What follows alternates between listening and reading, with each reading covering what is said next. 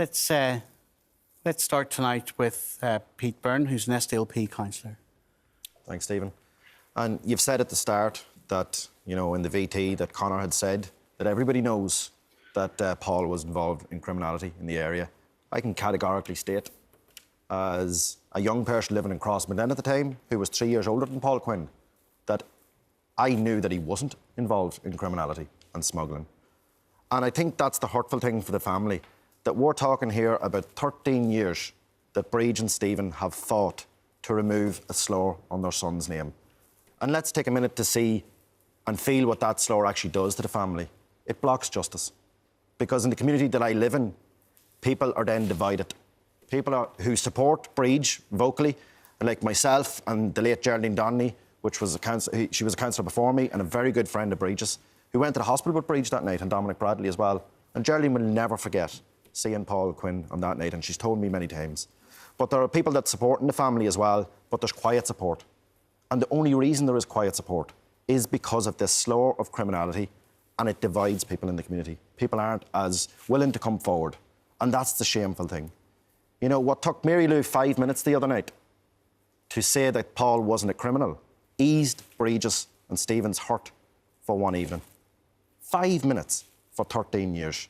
How Conor Murphy can't come out and retract what he said on national TV today is shameful. And it is only one part of what the Bríd... Well, he's withdrawn his comments because of the hurt caused. Yes. But has not... Major hurt caused. But has not said Paul's not a criminal. And that's... The slur needs removed. We can't have 1 foot in and 1 foot out. We can all see how distressed the Quinn family is. And I've been with Bríd and Stephen all day, from the interviews all day, and it is tough. And Bríd, as we can see tonight, is tired. But the definition of integrity and strength, and we hear these buzzwords all the time, is Bríd and Stephen Quinn. The absolute definition of integrity and strength. And people in public positions need to use that position and that power to fight for justice for this family. I think I said it on the radio this morning, and I'll repeat it again. Sinn Féin called on Arlene Foster to step aside over boilers and over the death of their son. There was no stepping aside from Sinn Féin pending any type of investigation, not with their man. I'm sorry, not over the death of their son, over what Conor Murphy had said without any evidence. No stepping aside over that. Definitely not from Sinn Féin. It was immediate. Definitely not. It's not happening. And the DUP might be rightfully asking themselves tonight, and Arlene Foster might be rightly asking themselves tonight, herself tonight, is that the same Sinn Féin that talk about equality and respect in this country? Jim Allister. By the way, just so that people know, we asked the DUP to come in tonight, and the Ulster Unionist Party, and Sinn Féin, and the Alliance Party, because this is a huge political story. That family could come in through all their trauma. None of those political parties wanted to do so. Stephen, the first thing I want to say is I want to salute the amazing courage and the tenacity of Bríd and Stephen Quinn. I think they have behaved in an impeccable, brave fashion throughout all of this. And I think many of us recognise they've done this from a location where it's at its most difficult to do it within the Cllr area. And I think they have been fearless. And I just wish sometimes when I, in awe, listen to them, I just sometimes ask myself, would I have that courage to do the right thing in all circumstances? Because I think they are an example to what it means to stand up for what is right. On the issue, you've asked the question, why did it take 13 years? I think the answer is pretty obvious. It's Saturday coming. That's why it took 13 years an election in the Republic. But I think the more important... Sinn Féin would deny that, wouldn't they? Of course they would.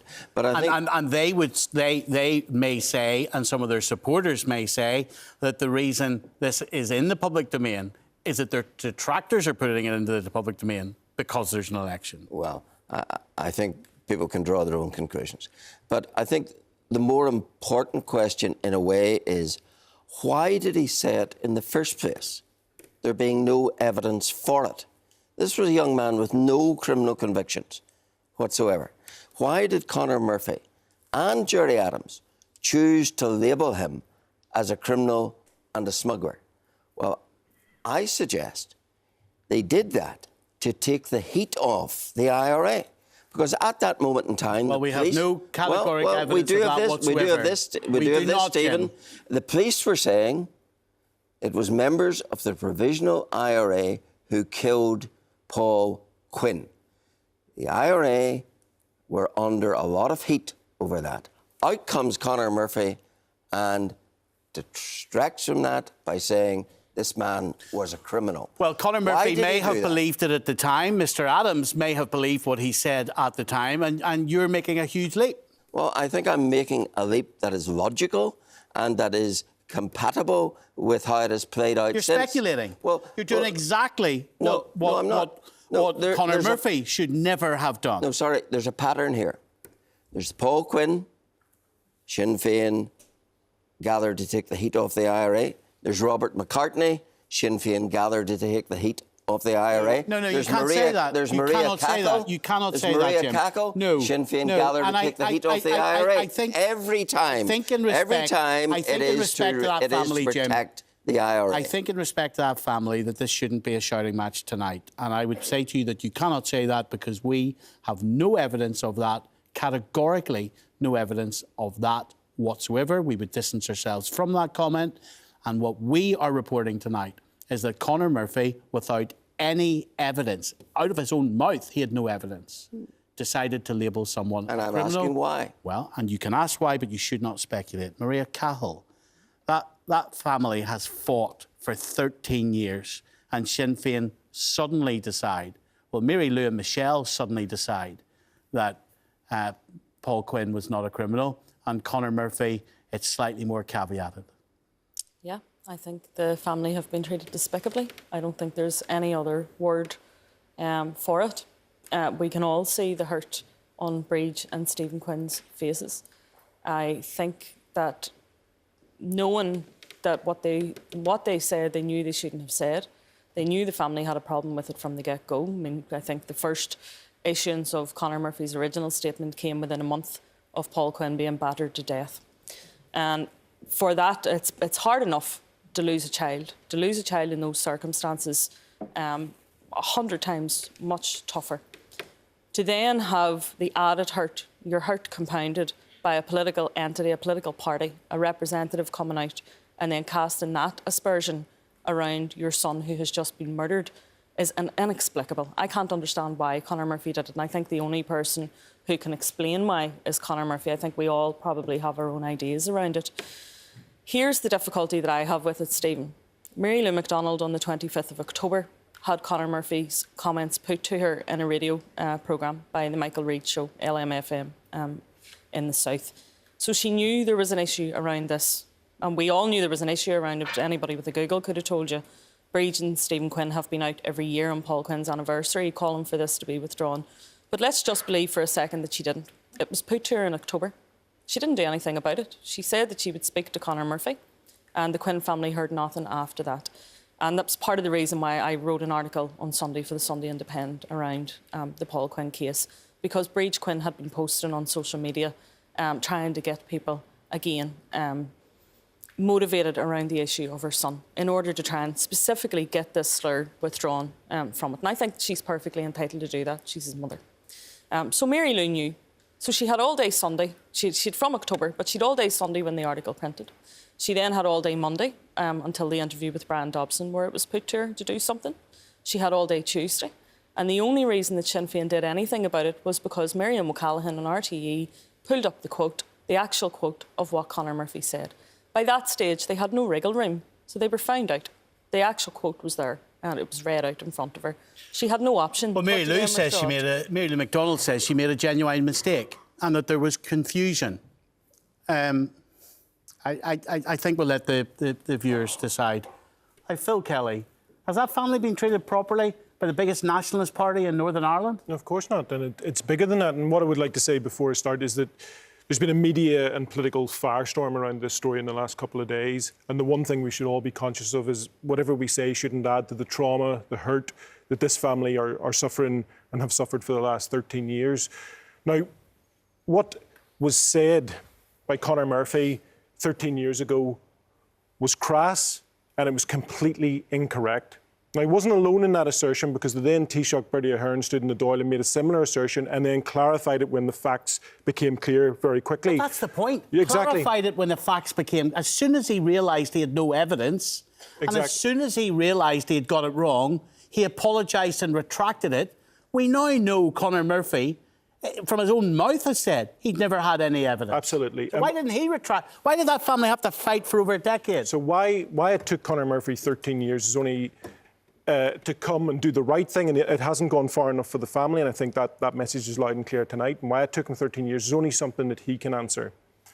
The other question is this, and before I move on that, I want to say that while you're waiting to get what you need to hear from Conor Murphy and others, society as a whole can tell you that we know that your son was innocent and murdered. This is our finance minister. I'm sorry, this is a minister in our government who has power because he is mandated by the people of this country to accept that power and use it responsibly. Yeah, there's a bigger responsibility as well, Stephen, and that is that it shouldn't take 13 years of a family fighting this fight daily on their own, pretty much, forgotten by the media for much of that time, forgotten by political figures for much of that time, and it takes the eve of an election in the Republic of Ireland to suddenly get political interest in their story, and there's a cynical using of it. Now, that's not the family's fault, and they need to use this limelight to highlight the case of their son and to remind us, the public, who all too often move on from these horrific events because it's a tolerable violence. We move on, and the real tragedy of Paul Quinn's death, it wasn't the last. That criminal thugs continue to terrorise communities of all shades in our society, and our political class across all sections tolerate it. And we as a society tolerate it. So the story that we've heard tonight surely is a call to action for all of us, not just Conor Murphy, not just Sinn Féin, but all of us to take a stand against criminal elements who for too long are tolerated and creating misery in our society. It's time for all of us, I think, to answer that family's plea and walk that journey with them. Let me come in the audience. Get your hand up in the glasses. Yeah, go ahead. Actually, go ahead, sir, the glasses. Stephen, just two very brief points, but before I start, I'm sure I speak for everyone. Breeze and Stephen, our thoughts and sympathies are with you, and I hope in time you find justice and peace. Okay? My first point is, Stephen, not only should Conor Murphy resign, he should not be in public office again. Ever. What he has done is vile, disgusting. If there's any part of him that is still human, he should remove himself immediately. And my second point is, why do we not... You have a wonderful platform here, Stephen, as I reiterate from this morning. Why do we not have an independent commissioner to make sure that our elected officials are held to a standard? Why not? Because this is the only country where elected officials can say what they want, when they want, and how they want, with zero accountability. We deserve better in Northern Ireland. We deserve better politicians in Northern Ireland. Well, the voters are the accountability. Ultimately, all of you are the accountable. I'm not. You are. But we fall into the same trap. Every election we fall into the same trap. It's us or them. Liberalism is surging. Hopefully there's a change in the near future. Stephen, can I just quickly say, the bill that I introduced on Monday will do exactly that. It will put these issues to the Standards Commissioner, which presently exists to oversee MLAs, but no oversight of ministers. It will give him the power over ministers. That's a bill that's neither orange nor green. It's about transparency and honesty. Let me come into the audience. I want to get these two voices in. Young fella at the front here. Yes, go ahead. Yeah, well, I kind of just picked up on it that it's taken 13 years for Conor Murphy not even to make an apology that this has happened. How longer are the family going to have to go through this pain? It's been 13 years since... Well, he has apologised for having said it, but he hasn't retracted the public perception that he believes the criminality was there. Yeah, and it's like, how long will it be before he does that? How long will the family have to go before he does do that? Okay, and the guy behind you, go ahead, sir.